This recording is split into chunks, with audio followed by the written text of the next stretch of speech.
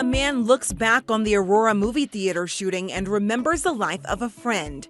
The events to honor the 12 lives cut short a decade ago. Plus, I've lost confidence. I was in the stock market a couple of years ago and I'm completely out. And I'm a retired guy, so I have to live with that money. we're breaking down what Colorado's June jobs report means to you and some ways you can prepare for whichever direction the economy turns next. And Colorado gas stations waging war at the pump. Why businesses are driving down prices amid high inflation and supply chain shortages. Good morning and welcome to Denver 7 News. I'm Jessica Crawford. And I'm Katie LaSalle. Thank you so much for joining us here on this Saturday. Here's some stories we're following for you this weekend. There's a lot going on across the state. County fair season kicks off today, starting with the Weld County Fair. It has a long list of animal shows over the next week, including the first ever ranch rodeo. We're told that the junior livestock show that will have 245 lots this year. The Weld County Fair runs today through August 1st. A heads up for hikers starting today. El Dorado Canyon State Park will require reservations on weekends and holidays through September 15th. Officials say it's to help control the crowds and to guard against wear and tear on the trails. Another big issue at El Dorado Canyon has been finding parking. Right. So other counties, they have found some different ways to alert people when their parks are full. Jefferson County has an app called LotSpot, and Larimer County has a new text and email system. So hopefully you can get outside and enjoy this really pretty start to the day. There is more cloud cover here across Colorado, a little more instability in the atmosphere for today. It'll bring us a few more thunderstorms later on this afternoon here across the plains. This morning, though, it's a really pretty start to our morning. Temperatures are already in the 60s and 70s. We'll warm to 81 degrees, and it's going to be another scorcher of an afternoon here across the metro area. If you're heading to a pool, staying in town, it's going to be cloudy skies with a chance for a few thunderstorms here over the Front Range popping up mainly after 3 p.m. Highs today, we are back to the mid to upper 90s for highs. Up in Boulder, a high of 94 degrees. If you're looking to beat some of the heat across the plains, head to the high country. It's going to be 70s to low 80s. Some triple digit heat will build once again over the southeastern plains. And we'll talk more about the cool down that's coming. So some big relief from the heat as we get into tomorrow. Also today, Colorado will continue to honor the 10th anniversary of the Aurora movie theater shooting. The community is coming together to pay tribute to the victims, their families, and the survivors who are still with us. Denver 7's Micah Smith is live with what this anniversary means to all of those people whose lives were changed forever that day. Micah. Yeah, Jessica and Katie, it's hard to believe it's been 10 years. And even for those of us who weren't in Colorado at the time, we can still remember what we were doing or our reaction to that initial news. Now, over the past week, we've been sharing stories of survivors, families of the victims, first responders who were all on the scene, and city leaders. Each of them has a very unique and painful story to tell. But almost all of them display a type of resilience and motivation to help others. I personally sat down with survivor Marcus Weaver. The Aurora Theater shooting changed the course of his life and that of his family's.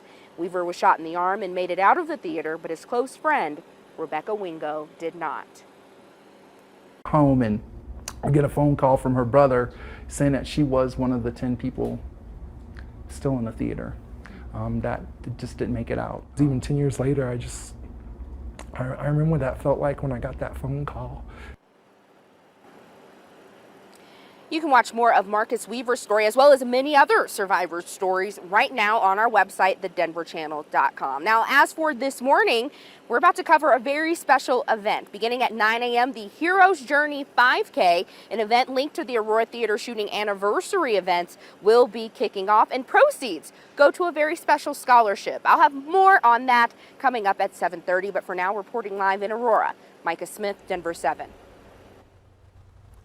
Micah, thank you. Colorado's June jobs report is out, and state labor officials say unemployment fell 0.1% to 3.4%. And that's actually the lowest since the start of the pandemic and better than most of the rest of the country. The national unemployment rate is 3.6%. And while it sounds great that most Coloradans are employed, when you add to the mix rising interest rates, you're paying more interest on your credit cards, your mortgage, your car loans.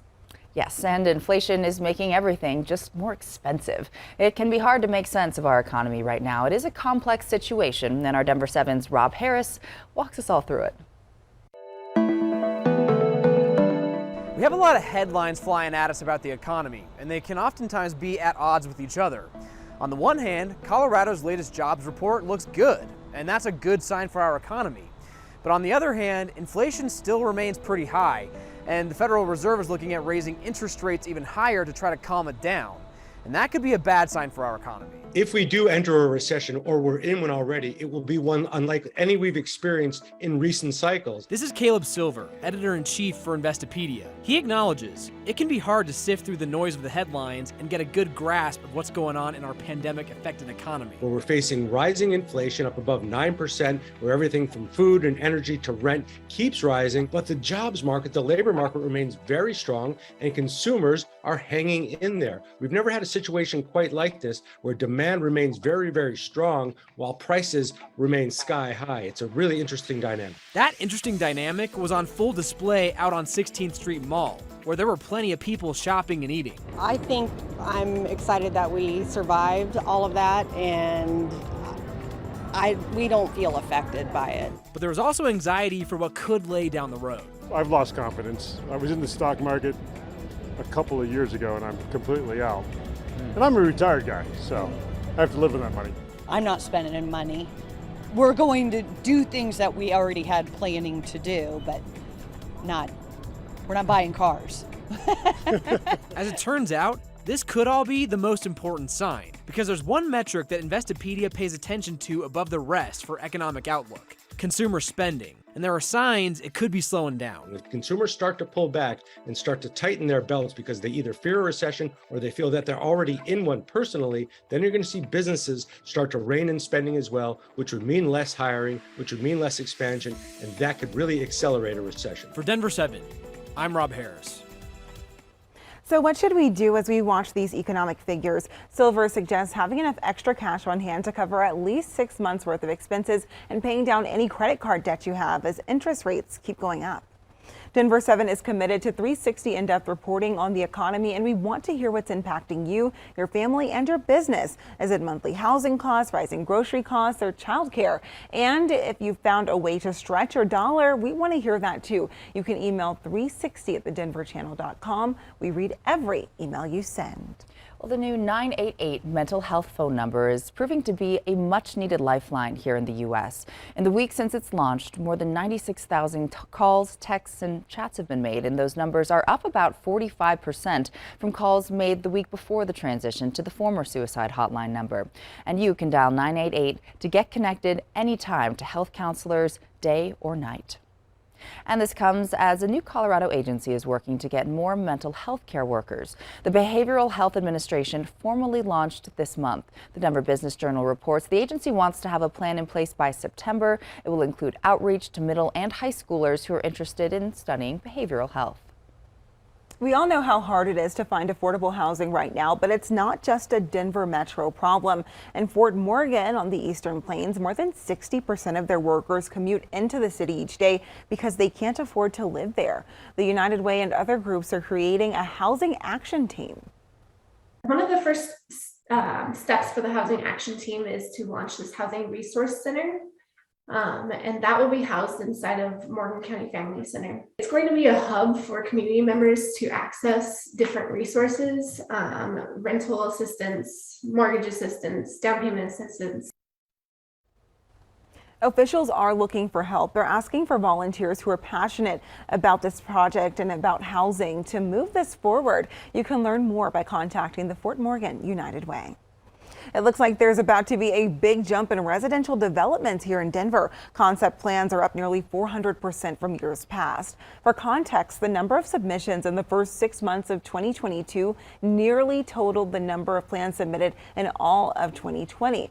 The Denver Business Journal attributes the increase to the city's new affordable housing policy, which requires a certain number of affordable units in new residential developments. That went into effect on July 1st. The two areas with the most planned submissions include the Rhino neighborhood and Green Valley Ranch out by DIA.